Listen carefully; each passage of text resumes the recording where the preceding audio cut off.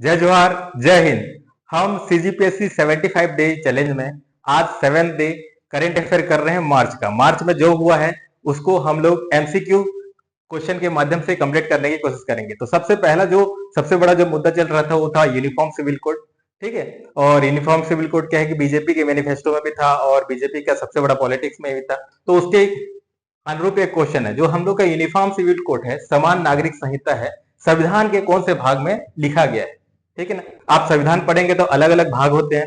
ठीक है ना, तो उसमें क्या है, एक है प्रस्तावना रहता है, उसके बाद नागरिक रहते हैं, फिर आपका मौलिक अधिकार रहता है, राज्य के नीति निर्देशक सिद्धांत रहते हैं, मौलिक कर्तव्य रहते हैं। तो अभी यहाँ पे 4 ऑप्शन में कहाँ पे यूनिफॉर्म सिविल कोड का जिक्र हुआ है, तो इसका जो करेक्ट आंसर है वो है आर्टिकल 44, अनुच्छेद 44 में। ठीक है ना, और अनुच्छेद 44 कहाँ पे है, हमारे संविधान के पार्ट जो है डीपीएसपी में, राज्य के नीति निर्देशक तत्व में है। तो इसका जो सही आंसर हो जाएगा वो हो जाएगा 2, बी हो जाएगा।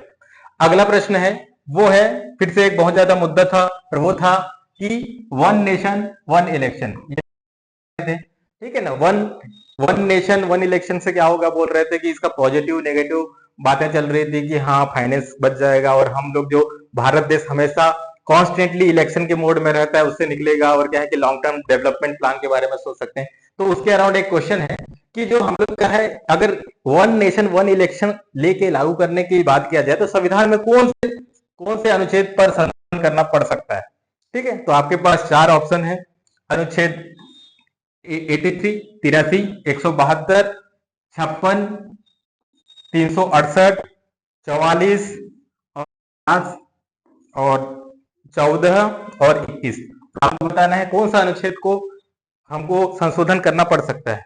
अब ये बहुत कठिन लग रहा होगा, लेकिन आप यहाँ पे एक जो टेक्निक्स होता है एलिमिनेशन टेक्निक्स अपना सकते हैं, और अपने जो बेसिक नॉलेज जो पढ़े रहते हैं ना हम लोग संविधान के, लक्ष्मीकांत के पॉलिटी के बुक से, जैसे कि अभी मैं पहले बताया कि पहला क्वेश्चन का जो आंसर था अनुच्छेद 44 था जिसमें यूनिफॉर्म सिविल कोड है, तो ये हो जाएगा, गलत हो जाएगा। दूसरा में क्या है कि जो 14 है और 21 है और 19 संविधान का जो 3 सबसे इंपॉर्टेंट अनुच्छेद है, 14, 19 और 21 सबसे इंपॉर्टेंट है और शायद सबको पता होगा। हम लोग समानता की बात करते हैं और इसमें हम लोग स्वतंत्रता की बात करते हैं और ये लिबर्टी की बात करते हैं। ठीक है, तो जो फ्रीडम ऑफ स्पीच की बात करते हैं 19 में, तो ये आपका डी भी नहीं होगा। तीसरा है अनुच्छेद 356, ये हमेशा न्यूज में रहता है, और किसके लिए रहता है, और कई बार देख रहे हो कि पॉलिटिकल पार्टी ऑलरेडी है और अचानक क्या हो जाता है, पॉलिटिकल पार्टी के कुछ मेंबर्स इधर से उधर हो जाते हैं और वहां पे राष्ट्रपति शासन लग जाता है। तो आर्टिकल 356 किसके लिए है, राष्ट्रपति शासन के लिए है, ये भी नहीं है। और 368 किसके लिए है, ये भी बहुत ज्यादा न्यूज में रहता है, वो किसके लिए है, ये होता है कि संविधान को अगर संशोधन करना है तो हम लोग को कौन सा आर्टिकल का यूज करना पड़ता है, जहां पे थोड़ा सा ज्यादा जटिल जो प्रश्न रहते हैं जिसमें राज्य केंद्र के बारे में अंतर आ सकता है। ठीक है, दोनों के बीच में बहुत महत्वपूर्ण रहता है, तो आर्टिकल 368 का यूज करके हम लोग संविधान को संशोधन करते हैं। तो ये तीनों, तो आप अगर तीनों को एलिमिनेट कर दें तो जो बचा वो आपका आंसर हो जाता है। ठीक है, और इसमें क्या बताया गया है अनुच्छेद 83 में, इसमें ये बताया गया है कि जो हमारा जो विधानसभा है और लोकसभा है उसका कार्यकाल के बारे में बताया गया कि हाँ हम लोग को 5 साल में करना रहता है बोल के। ठीक है ना, तो ये आपका आंसर हो जाएगा केवल 1। ठीक है, एक और ज्यादा बहुत बड़ा मुद्दा चल रहा था, वो था जो है सेकुलरिज्म के ऊपर चल रहा था। ठीक है, और उसके बाद आपको राष्ट्रपति शासन के ऊपर चल रहा था। तो एक बहुत इंपॉर्टेंट जो केस है वो है SR Bommai case, SR Bommai का मामला था। ठीक है ना, उसमें क्या है कि उसमें कुछ बहुत महत्वपूर्ण वर्डिक्ट आया था। ठीक है ना, जैसे कि उसमें एक है कि जो धर्मनिरपेक्ष का या फिर सेकुलरिज्म का जो अवधारणा है वो मौलिक ढांचे के रूप में पुनः पुष्टि की है। पहली बात तो धर्मनिरपेक्ष क्या होता है कि एक सेकुलरिज्म एक कॉन्सेप्ट है जिसमें बोला जाता है कि हर एक धर्म को, मतलब अगर इसका एक पॉजिटिव कॉनोटेशन है, नेगेटिव कॉनोटेशन है। ठीक है ना, जो वेस्ट में, जो पश्चिमी देश में नेगेटिव कॉनोटेशन है, मतलब उसमें क्या बोलता है कि राज्य और धर्म दोनों अपना अपना स्पेस रहेगा और एक दूसरे में दखल अंदाजी नहीं करेगा। जबकि भारत में क्या है कि राज्य और धर्म एक दूसरे में ओवरलैप होते हैं और पॉजिटिव लेते हैं कि हाँ सभी धर्म संभव है, संभव की भावना से रहता है हम लोग का। और उसको हम लोग ने मौलिक ढांचा देखिए ना, एक बेसिक स्ट्रक्चर में रखा गया है, मतलब इसको आपको चेंज नहीं कर सकते, ठीक है ना, और चेंज करना बड़ा मुश्किल है, ठीक है। और क्योंकि बेसिक स्ट्रक्चर का भी जो अवधारणा जो आया रहता है, किसके थ्रू आता है, आपको केशवानंद भारती की केस के बारे में पता चलेगा कि हाँ, ये जो मौलिक ढांचा है उसको उसमें छेड़छाड़ कर नहीं कर सकते, ठीक है। दूसरा जो है, राज्यपाल को मनमाने ढंग से राज्य सरकार को बर्खास्त कर देता है, ठीक है ना, ये सुप्रीम कोर्ट का जजमेंट अनुमति देता है राज्य सरकार को हटाने के लिए, किसको, राज्यपाल को, ठीक है। तीसरा जो क्या है कि अनुच्छेद 356 है, जो अभी मैं बताया क्या है, राष्ट्रपति शासन, ठीक है ना, को किस टाइप से इसको यूज करेंगे उसके लिए दिशा निर्देश देता है, डायरेक्शन देता है। तो आपको बताना है कि इसमें से कौन सा सही है। केवल यहाँ पे ऑप्शन है, जो यहाँ पे क्या है, पहला मैं लिख देता हूं,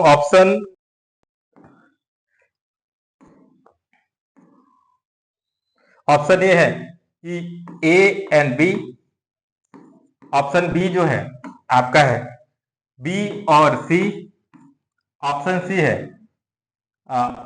ए और सी, और ऑप्शन डी है 1, 2 और 3। तो पहला अगर देखें तो धर्मनिरपेक्षता के जो अवधारणा को मौलिक ढांचे के रूप में पुनः पुष्टि करता है, हाँ बिल्कुल सही है। क्या ये राज्यपाल को मनमानी ढंग से राज्य सरकार को बर्खास्त करने का पूरा अनुमति देता है क्या, नहीं देता, ठीक है, तो गलत हो जाएगा। और तीसरा जो है, क्या ये राष्ट्रपति जो शासन लगाते हैं उसको किस तरह से हमको लगाना चाहिए, उसके लिए कोई दिशा निर्देश देता है क्या, हाँ बिल्कुल देता है। तो हो जाएगा आंसर, क्या हो जाएगा, ए और सी, तो हो जाएगा सी। अगला प्रश्न हम लोग देखते हैं, वो है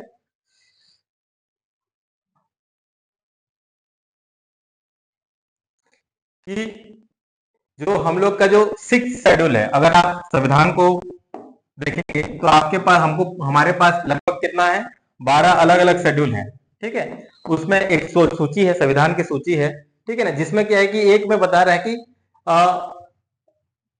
कौन से 6 शेड्यूल में जो है सूची में कौन कौन से राज्य को रखा गया है, ठीक है। तो 6 शेड्यूल किस चीज के लिए बात करता है कि ट्राइबल है जो पॉपुलेशन है उसको किस तरीके से हम लोग को कुछ इंपॉर्टेंट विशेष अधिकार दिया गया है, समझ जाओ, ठीक है ना। वो कौन कौन से राज्य हैं जहां पे 6 शेड्यूल लागू है, तो आपको बताना है कि नागालैंड, मिजोरम, अरुणाचल प्रदेश और मणिपुर, इन 4 राज्यों में से कौन सा राज्य 6 शेड्यूल के अंदर आता है।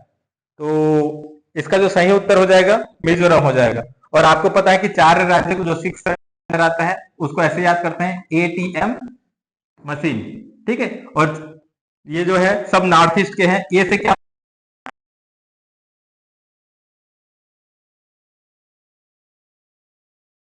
हो जाएगा, मेघालय, और ये हो जाएगा मिजोरम, ठीक है।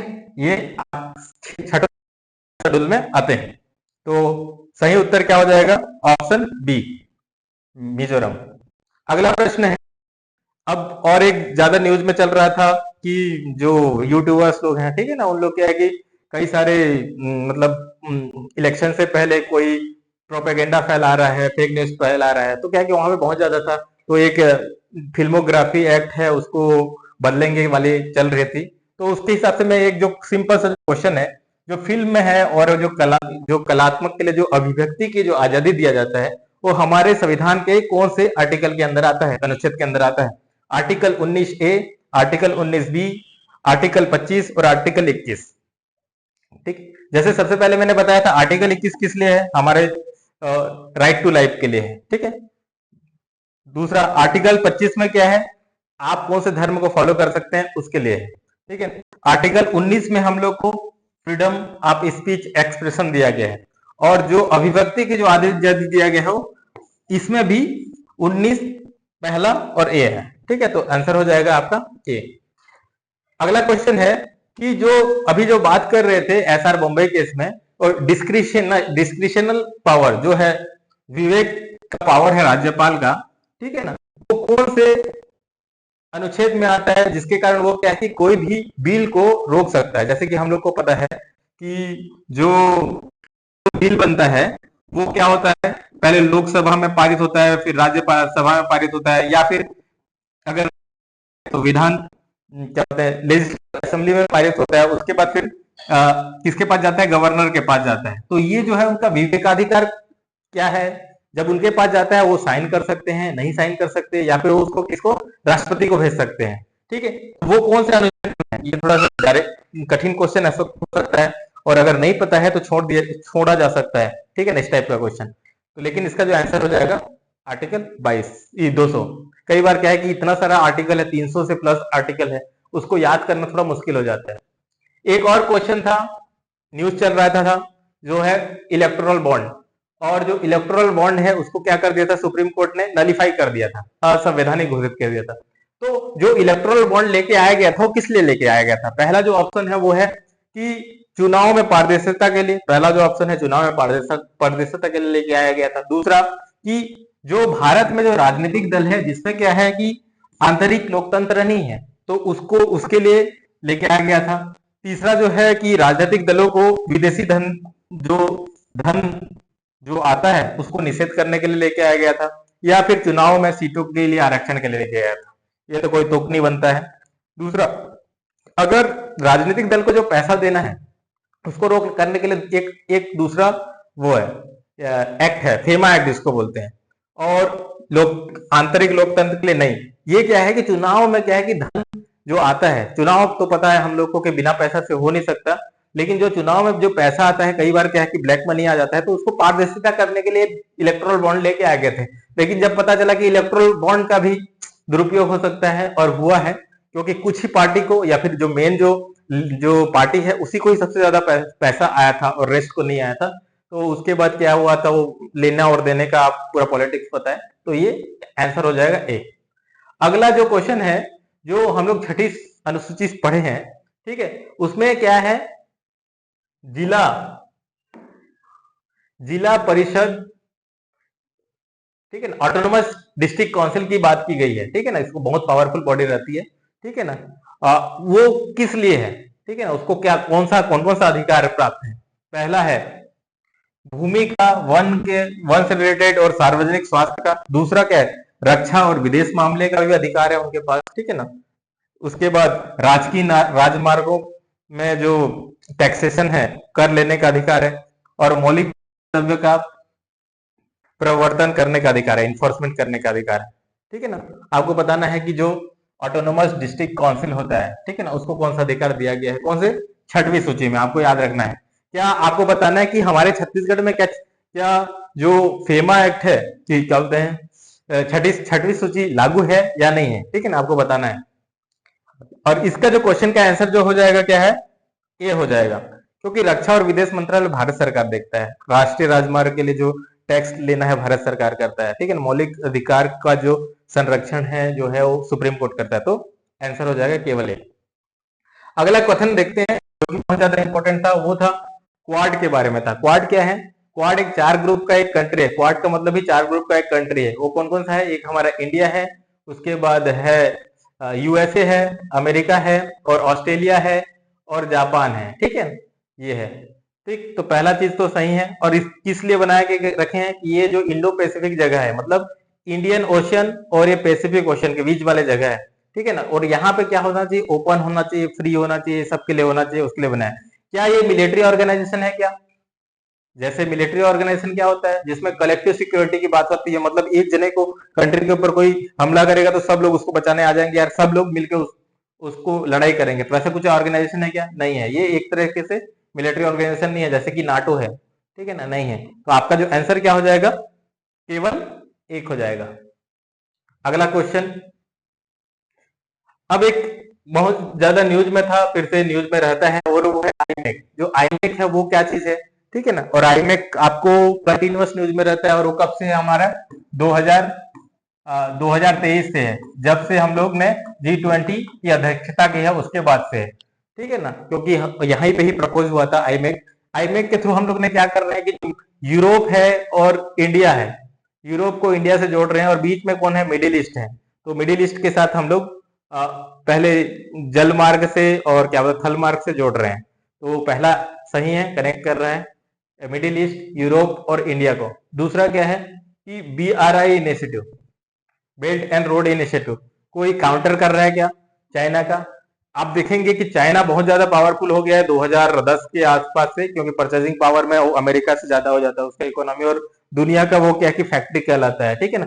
तो और उसने खुद का इंफ्रास्ट्रक्चर बनाना शुरू कर दिया, और वो 2013 में स्टार्ट किया था जो BRI प्रोजेक्ट स्टार्ट किया था, और इसको वन रोड वन बेल्ट, या फिर आप क्या बोलते हैं सिल्क रोड भी बोलते हैं, सिल्क रेक इनिशिएटिव भी बोलते हैं। तो उसका मुकाबला करने के लिए, हाँ एक तरह से बोल सकते हैं इसको हम लोग काउंटर करने के लिए है, ठीक है ना। ऑफिशियली नहीं बोला जाता वर्ड में, लेकिन अगर आप इंटरफेरेंस करेंगे उस स्टेटमेंट का तो मतलब ही वही है, ठीक है। तो आपका क्या हो जाएगा, दोनों के दोनों सही हो जाएगा।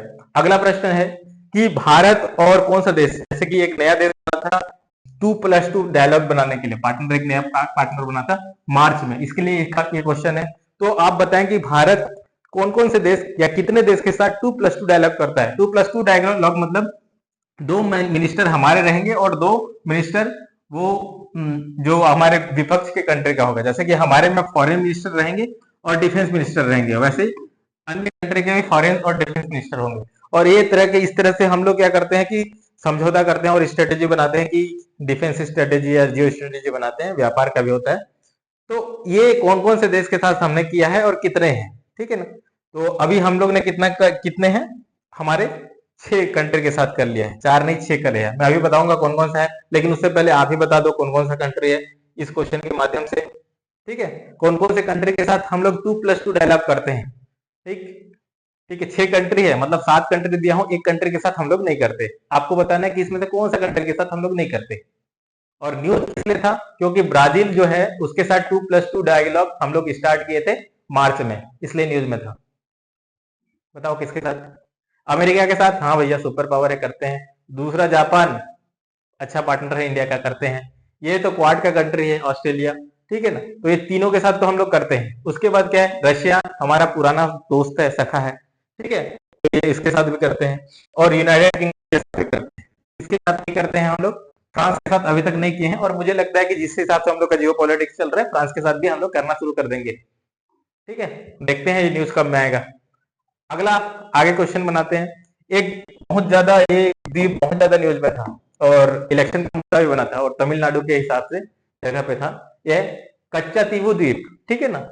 ये बहुत ज्यादा न्यूज में था, और ये कहाँ पे है, एक पार्क स्टेट के पास है, मतलब जो जो जो जल मध्य है, ठीक है ना। जो स्टेट है, स्टेट क्या होता है, स्टेट क्या होता है कि जो दो दो जो एक छोटा सा जो होता है ना यहाँ पे, इस टाइप का जो नदी का होता है उसको स्टेट बोलते हैं, जो काम करता है दो बड़े लैंड को, ठीक है ना। तो वैसे तो जो कच्चा तीवू जो स्टेट है, जहां पे कहाँ पे है, ये भारत और श्रीलंका के यहाँ पे पाल्क स्टेट के पास, तमिलनाडु के पास है, ठीक है ना, बीच में है। तो पहला स्टेट है। दूसरा क्या है कि ये यहाँ पे तमिलनाडु के मछुआरे लोग परंपरागत रूप से यहाँ पे मछली पकड़ने जाते थे, हाँ बिल्कुल जाते थे। और समस्या वही है क्योंकि इसको हम लोग ने क्या किया था, ठीक है ना, इनको हम लोग ने क्या किया था, ये द्वीप को हम लोग इसको दे दिए थे, श्रीलंका को दे दिए थे, ठीक है ना। तो इसी कारण न्यूज में था और न्यूज में रहेगा, ठीक है। तो आपको पता रहना चाहिए कि ये द्वीप कहाँ पे है। तो आपको कहाँ पता रहना चाहिए, पाल्क स्टेट में, तो दोनों सही है, ठीक है। एक नया क्वेश्चन था, वो कॉमनवेल्थ मार्च था, ठीक है ना। और कॉमनवेल्थ आपको न्यूज में रहता है और था, और ये कॉमनवेल्थ के बारे में बताना है। तो कॉमनवेल्थ में कितने देश हैं वर्तमान में, ठीक है, पहला चीज। और क्या ये जो कॉमन देश कंट्री लोग कौन से कंट्री रहते हैं, वो कंट्री रहते हैं जहां पे ब्रिटिश शासन एक टाइम से हुकूमत करती थी। तो उसके जो कॉलोनी थे, उसके बाद क्या हुआ कि कॉलोनी डीकोलोनाइजेशन प्रोसेस स्टार्ट हुआ, सब आजादी पा रहे थे। तब क्या है कि ब्रदरहुड के लिए बोल सकते हो, या फिर सबके साथ कॉमन कम्युनिकेशन करने के लिए जो ब्रिटेन है, यूनाइटेड किंगडम है, उन्होंने क्या किया कि एक कॉमनवेल्थ बनाया है, जहां पे अब कॉमनवेल्थ गेम्स भी होता है, जानते हो 2010 में कॉमनवेल्थ गेम्स भारत में हुआ था, और उसका एक करप्शन का कांड भी हुआ था, ठीक है। अब ये बताना है कि इंडिया कॉमनवेल्थ का मेंबर है, ठीक है ना, हाँ बिल्कुल मेंबर है, और ये 1939 में ही ज्वाइन कर लिया था, ठीक है। तो आंसर क्या हो जाएगा इसका, दोनों सही हो जाएगा। अगला प्रश्न हम लोग देखते हैं, वो है Darien Gap. Darien Gap news में था, और ये किस लिए है, ठीक है ना, और कौन से देश, दो देश के बीच में है। और अगर आप अमेरिका इलेक्शन के बारे में थोड़ा भी अगर वो करते हैं तो आपको पता चलेगा कि वहां पे इस बार सबसे बड़ा इशू में से एक क्या था, इमिग्रेशन का था। वो भी इलीगल माइग्रेंट जो कहाँ से आ जाते हैं, मैक्सिको के बॉर्डर से आ जाते हैं। क्योंकि अगर अमेरिका को देखोगे तो क्या पता चलेगा, ऊपर में कनाडा है, अमेरिका है, नीचे में मैक्सिको है, तो यहाँ से इलीगल माइग्रेंट आते हैं।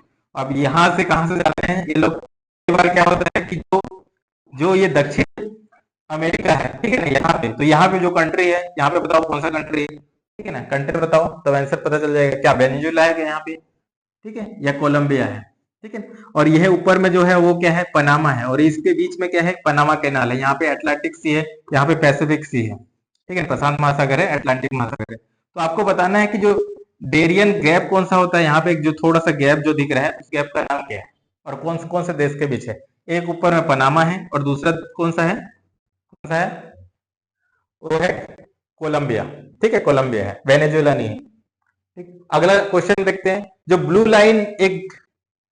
लाइन न्यूज में था, डिमार्क जो डिमार्केशन, जो सीमा निर्धारित करते हैं कौन कौन सा देश के बीच। अब जान रहे हैं यहाँ पे भी युद्ध हो रहा है, और जहां पे युद्ध हो रहा है वहां पे का क्वेश्चन पूछ रहे हैं। और इस बार के इंटरव्यू में भर भर के क्वेश्चन पूछे हैं युद्ध के बारे में ना, रशिया यूक्रेन का युद्ध, इजराइल और हमास का युद्ध, ठीक है। जहां जहां पे भी युद्ध हो रहा है, जहां जहां पे सैनिक शासन तख्ता पलट हुआ है, हर चीज को क्वेश्चन पूछा गया, ठीक है ना। आईआर का एक ऐसा लग रहा था कि आज आईआर का इंटरव्यू चल रहा है।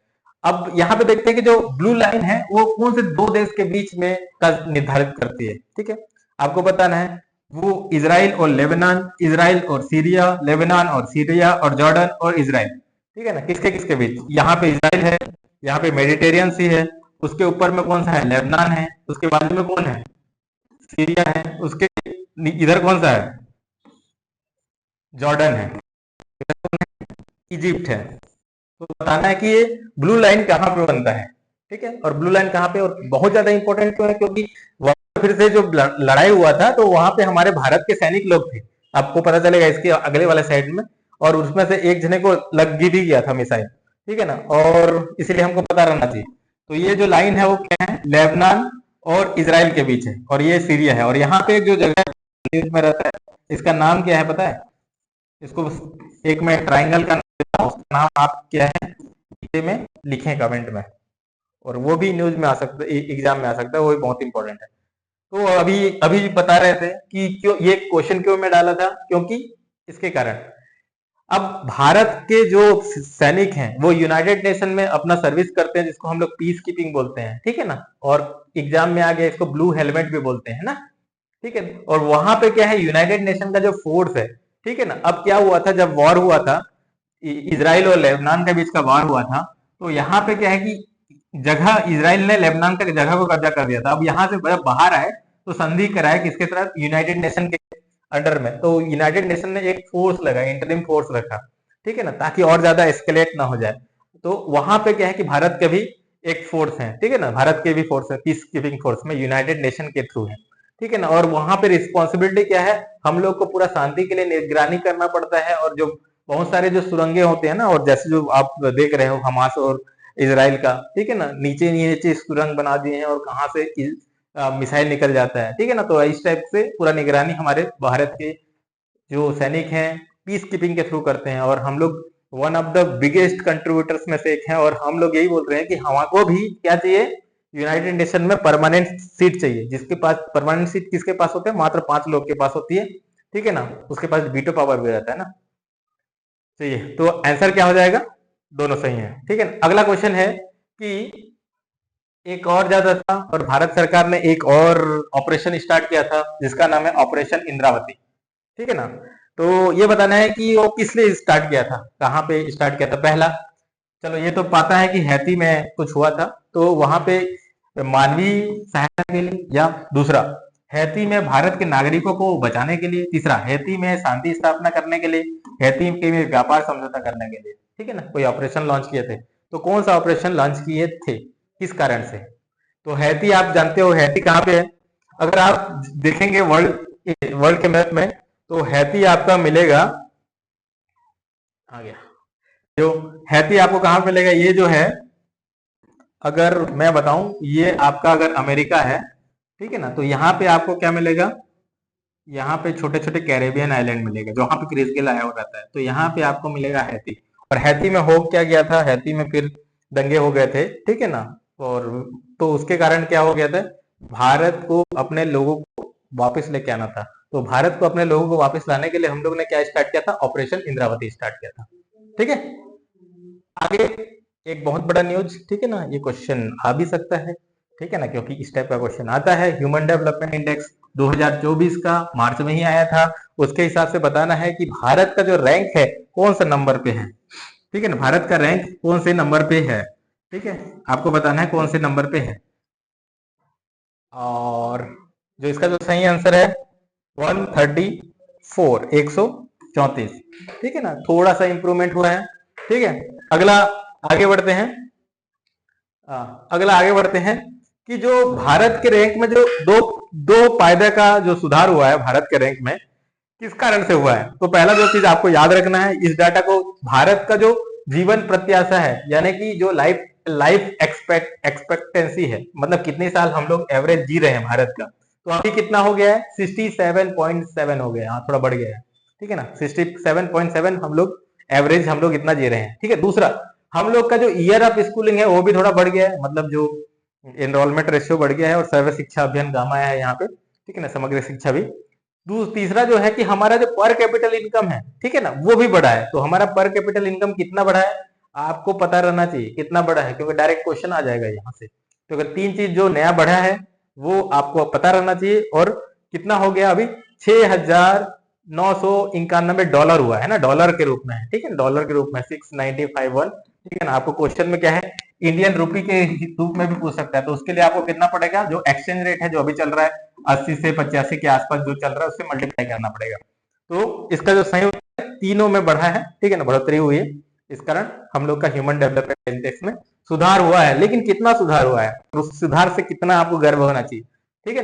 तो पहला जो चीज है कि हम लोग का जो ह्यूमन डेवलपमेंट इंडेक्स में तीन चीज को मेजर किया जाता है। सबसे पहले एजुकेशन को मेजर किया जाता है, दूसरा आपका हेल्थ को मेजर किया जाता है, और तीसरा आपका क्या मेजर किया जाता है, पर कैपिटल इनकम, मतलब आपका इकोनॉमी को मेजर किया जाता है, पर कैपिटल इनकम को, ठीक है ना। इसको फिर तीनों को प्लस करके जीपी निकाला जाता है, ठीक है। और उसके बाद आपका रैंकिंग आता है। तो बताना है कि हमारे पड़ोसी देश जो हमसे ऊपर में है कौन कौन से हैं, ठीक है ना, हमारे जो पड़ोसी देश बोल सकते हैं, ठीक है ना, हमारे कितने पड़ोसी देश हैं, ठीक है ना, 8 कंट्री के आसपास में, ठीक है ना। तो हमारे पड़ोसी देश में कौन हमसे ऊपर है, तो आपके पास है ऑप्शन है कौन से, चलो चाइना, चाइना ऊपर में है क्या, हाँ ऊपर में है, चाइना ऊपर में है, ठीक है। पहला तो चाइना ऊपर हो गया, जहां पे चाइना नहीं है इसको हटा देते हैं ये चीज, चलो ठीक है। दूसरा, बांग्लादेश ऊपर में है, मालदीव, बांग्लादेश, श्रीलंका, बताओ कौन सा है। पर कैपिटल इनकम में तो बांग्लादेश थोड़ा सा ऊपर चले गया था, फिर अभी का हाल पता नहीं है, क्योंकि जब सैनिक शासन आ गया है तो पता नहीं है, ठीक है। लेकिन क्या है कि आप देखेंगे श्रीलंका यस ऊपर में है, ठीक है, भूटान यस ऊपर में है, और मालदीव ऊपर में है, ठीक है ना। इसी कारण हमको क्या है, ये भी चीज देखना है कि एटलीस्ट सबसे पहले अगर विकसित बन रहे हैं तो अपने पड़ोसियों से सबसे पहले अच्छा हो जाए, हेल्थ, एजुकेशन और पैसा के मामले में, ठीक है। नेक्स्ट क्वेश्चन है, उन्नति एक स्कीम लेके आए थे, ठीक है ना, उन्नति एक स्कीम लेके आए थे, आए हैं मतलब, तो मार्च में न्यूज में था, तो वो कौन से क्षेत्र के लिए, के विकास के लिए था उन्नति, ठीक है। एक है उत्तर पूर्वी राज्यों के लिए है, ठीक है ना, दूसरा हिमालयन राज्यों के लिए है, तीसरा बीमारू राज्य, जिसको आजकल ये यूज में नहीं होता है, इनफॉर्मल वर्ड है, करना नहीं चाहिए, ठीक है ना, लेकिन क्या है, क्वेश्चन को बनाने के लिए बना है, ठीक है। तो ये क्या है, बीमारू बोलने से आपका आ जाता है बिहार, ठीक है ना, बिहार हो गया, एमपी हो गया, असम हो गया, राजस्थान हो गया, उसके बाद उत्तर प्रदेश हो गया, ठीक है ना, किसके लिए लेके आए थे। और एक चौथा कोस्टल स्टेट। तो आपका उन्नति जो स्कीम लेके आए हैं वो किसके लिए लेके आए हैं, नॉर्थ ईस्ट के लिए, आपको याद रखना है। अगला क्वेश्चन है कि वोकल फॉर लोकल, ये तो आप सुन रहे हो, बहुत सारे हैशटैग भी लिखते हैं, ठीक है ना। अब ये बताना है, अभी नीति आयोग ने एक प्रोग्राम भी बनाया है, ठीक है ना, इनिशिएटिव किया था, कौन से प्रोग्राम के अंतर्गत ये वोकल फॉर लोकल इनिशिएटिव लिया था, आपको बताना है। आत्मनिर्भर भारत, एस्पिरेशन डिस्ट्रिक्ट प्रोग्राम, ठीक है, मेक इन इंडिया, या फिर स्टार्टअप इंडिया। तो एक नया पहल लिया गया था, ठीक है ना, कहाँ लिए, वोकल फॉर लोकल।